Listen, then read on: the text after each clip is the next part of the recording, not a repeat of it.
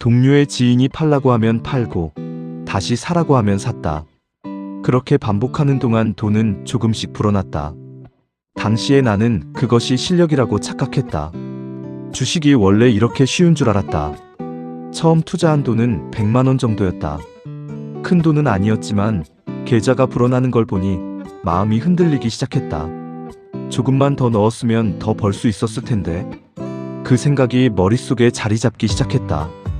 아마 그 순간부터였을 것이다. 나는 시장을 공부하기보다 믿기 시작했다. 당시 시장에는 자연스럽게 작전주라는 말이 떠돌고 있었다. 누군가는 세력을 따라 돈을 벌고 있었고 누군가는 다음 상한가 종목 이야기를 하고 있었다.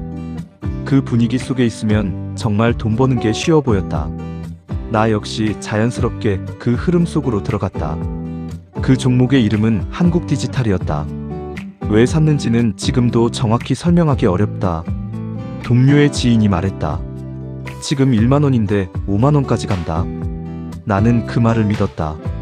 지금 돌아보면 기업을 본 것이 아니라 사람을 믿었던 것이었다. 하지만 그때의 나는 그 차이를 알지 못했다. 처음에는 정말 조금씩 올랐다. 100만 원으로 시작했던 투자금은 점점 커졌다. 돈을 더 구해서 넣었고 200만 원이 되고 어느 순간 500만 원이 되었다. 계좌가 불어날수록 욕심도 함께 커졌다. 결국 투자금은 1000만 원이 넘게 늘어났다. 당시의 나에게는 결코 작은 돈이 아니었다. 하지만 이상하게도 두렵지 않았다. 오히려 이런 생각이 들었다. 이렇게 돈 버는 게 쉬운데 왜 진작 안 했을까? 지금 생각하면 가장 위험한 순간이었다. 하지만 결과는 처참했다. 주가는 어느 순간부터 끝없이 무너지기 시작했다. 처음에는 단순한 조정이라고 생각했다. 며칠 지나면 다시 오를 거라고 믿었다. 하지만 하락은 멈추지 않았다. 추천해준 사람에게 전화를 해보니 그 사람들조차 당했다고 했다. 그 말이 더 무서웠다. 하한가가 이어졌다. 팔고 싶어도 팔 수 없었다. 매일 아침 눈을 뜨는 게 두려웠다. 신문을 펼치는 것도 무서웠고 텔레비전 뉴스에서 종목 이름이 나오는 순간 심장이 철렁 내려앉았다. 계좌는 무너져 내렸고 나는 아무것도 할 수 없었다. 그때 처음 알게 되었다. 시장에는 세력이라는 것이 존재하고 그 세력들끼리조차 서로를 속이고 뒤통수를 친다는 사실을. 정말 하늘이 무너지는 느낌이었다. 며칠 동안 일도 손에 잡히지 않았다. 현장에 나가 있어도 머릿속은 온통 주식 생각뿐이었다. 한숨만 계속 나왔다. 나는 그렇게 처음으로 큰 돈을 잃었다.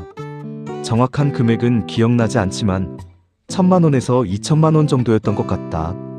당시의 나에게는 감당하기 힘든 돈이었다. 텔레비전에서는 내가 보유하고 있던 한국디지털 관련 뉴스가 흘러나오고 있었다. 그 화면을 보는 순간 가슴이 답답하게 조여왔다. 화가 났다. 억울하기도 했다. 하지만 무엇보다 견디기 힘들었던 건 내가 아무것도 할 수 없다는 사실이었다. 나는 조금이라도 복구하고 싶었다. 카드 현금 서비스까지 받아가며 다시 투자했다. 이 종목 저 종목을 사고 팔기를 반복했다. 하지만 계좌의 돈은 점점 줄어만 갔다. 아무것도 모르는 사람이 시장을 이긴다는 건 불가능에 가까운 일이었다. 손실은 계속 이어졌다. 더 이상 버틸 자신도 없었고 돈도 없었다.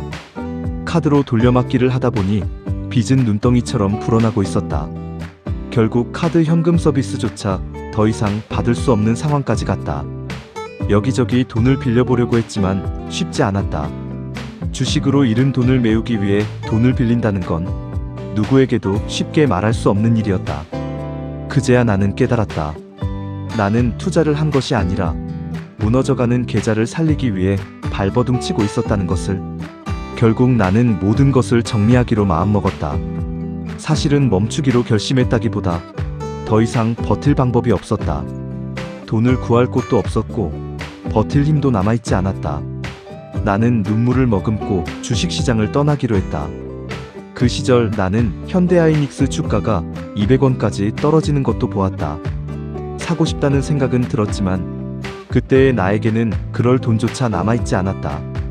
결국 집을 팔아 카드빚을 정리했고 남은 돈으로 전세를 얻었다. 당시 나는 일산 탄현의 24평 아파트에 살고 있었는데 1억 원 조금 넘는 가격에 집을 팔았던 기억이 난다. 그 집을 정리하던 날의 허탈함은 지금도 잊히지 않는다. 그리고 2001년이었는지 2003년이었는지 정확한 기억은 나지 않지만 나는 결국 시장을 떠났다. 그렇게 나의 첫 번째 주식 인생은 끝이 났다. 그리고 아주 오랜 시간이 흘렀다.